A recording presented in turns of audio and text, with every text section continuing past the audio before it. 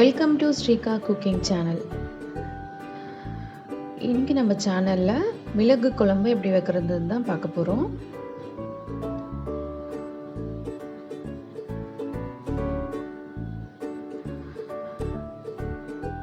இந்த ரெசிபி வந்து நம்மளுக்கு மழை காலத்துக்கு ரொம்ப நல்லது.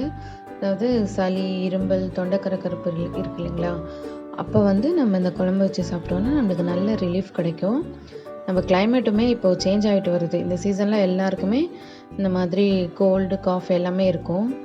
அந்த டைமில் நம்ம இந்த குழம்பு வச்சு சாப்பிட்டோன்னா சட்டுன்னு நல்ல ரிலீஃப் கிடைக்கும். வாங்க எப்படி செய்யறதுன்னு பார்க்கலாம். அதுக்கு தேவையான பொருட்கள் என்னென்னு பார்க்கலாம். சின்ன வெங்காயம் ஒரு 20லேருந்து 25 எடுத்துக்கோங்க. நான் அந்த பொடியாக கட் பண்ணி வச்சுருக்கேன். சின்ன அளவு தக்காளி, உப்பு தேவையான அளவு, குழம்பு மிளகாய்த்தூள் தேவையான அளவு, கறிவேப்பிலை, கொத்தமல்லி, மிளகு வந்து நான் வந்து பொடி பண்ணி எடுத்து வச்சுருக்கேன்.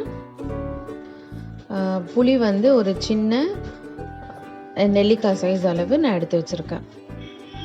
இந்த சைஸ் இருந்தால் போதும். இது நான் இன்றைக்கி ஒரு 4 பேர் சாப்பிட்ற மாதிரி எடுத்திருக்கேன். நீங்கள் உங்களுக்கு தேவையான அளவு குவான்டிட்டி எடுத்துக்கோங்க. கடாய் நல்லா காஞ்சதுக்கு உடனே நம்ம 3 ஸ்பூன் எண்ணெய் விட்டுக்கலாம்.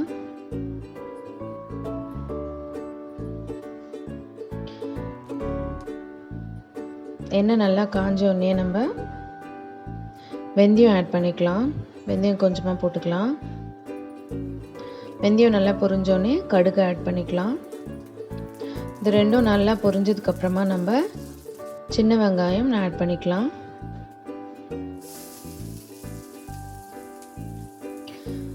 இந்த குழம்புக்கு டேஸ்ட்டு தரதே சின்ன வெங்காயம் தான். சின்ன வெங்காயம் இல்லைன்னா நீங்கள் பெரிய வெங்காயம் கூட ஆட் பண்ணிக்கலாம். இப்போ ஒரு 10 பல் பூண்டு வந்து நான் இடித்து வச்சுருக்கேன். அதை நம்ம இப்போ இதில் ஆட் பண்ணிக்கலாம்.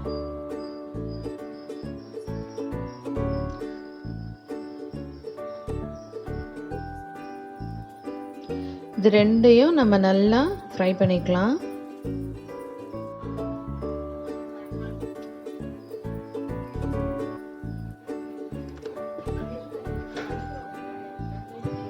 இப்போ இதில் நம்ம தக்காளி ஆட் பண்ணிக்கலாம். ஒரு சின்ன சைஸ் அளவு தான் நான் இன்னைக்கு தக்காளி போட்டிருக்கேன்.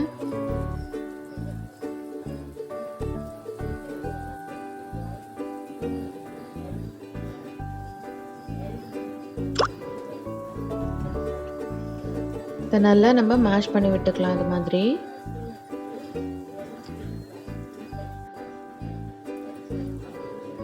இப்போ நம்ம கொஞ்சம் இது வதங்கிறதுக்காக தட்டு போட்டு மூடி வச்சிடலாம். இது வதங்கிடுச்சு. ஓப்பன் பண்ணி பார்த்துட்டு நம்ம இதை கொஞ்சமாக வதக்கி விட்டுட்டு இப்போ நம்ம இதில் மிளகாய் தூள் ஆட் பண்ணிக்கலாம். நான் அன்றைக்கி 2.5 கரண்டி மிளகாய் தூள் போட்டிருக்கேன்.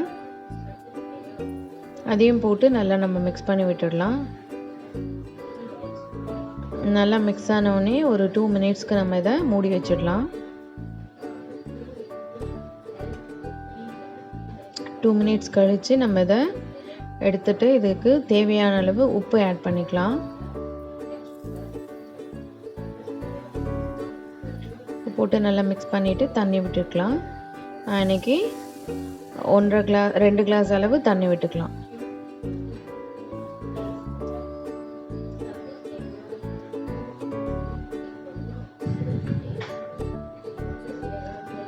தண்ணி விட்டு நல்லா நம்ம இதை மிக்ஸ் பண்ணி விட்டுட்டு நம்ம இதை ஒரு மூடி வச்சிடலாம் ஒரு 5 மினிட்ஸ்க்கு.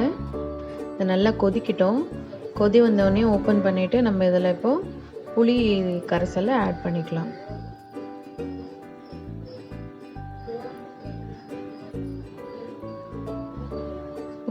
புளி தண்ணி விட்டு அதையும் நல்லா நம்ம மிக்ஸ் பண்ணிவிட்டு நம்ம இதை வந்து ஒரு 10 நிமிஷத்துக்கு நல்லா கொதிக்க விட்டுடலாம். இப்போ நம்ம 10 நிமிஷத்துக்கு இதை நம்ம மூடி வச்சிடலாம்.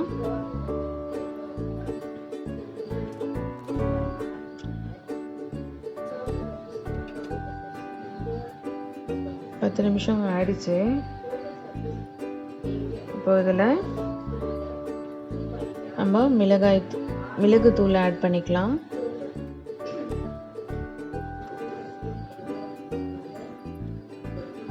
மிளகுத்தூள் போட்டு நல்லா அதை ஒரு 10 மினிட்ஸ்க்கு நம்ம கொதிக்க வச்சுக்கலாம். கூடவே நம்ம கொத்தமல்லி கறிவேப்பிலை ஆட் பண்ணிக்கலாம். கண்டிப்பாக இந்த குழம்பு செஞ்சு பாருங்கள். உங்களுக்கு அந்த சளி இரும்பல் பிரச்சனை கண்டிப்பாக போயிடும். அந்த தொண்டை கரக்கரப்பும் இருக்காது. தொடர்ந்து இதை நம்ம ஒரு 2 வேளை ஊற்றி சாப்பிட்டோன்னா நம்மளுக்கு நல்லா கேட்கும். இது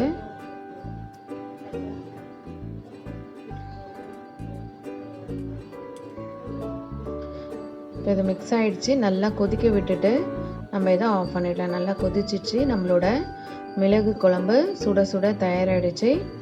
இதை நம்ம சாதத்தோடு சேர்த்து சாப்பிட்டு சுட சுட சாப்பாடோடு சாப்பிட்டோன்னா நம்மளோட சளி இரும்பல் பிரச்சனை கண்டிப்பாக குணமாகுங்க.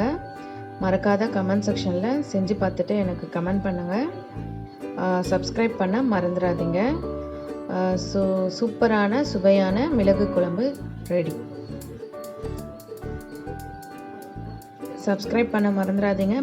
பக்கத்தில் இருக்கிற பெல் பட்டனை ப்ரெஸ் பண்ண மறந்துடாதீங்க. பாய்.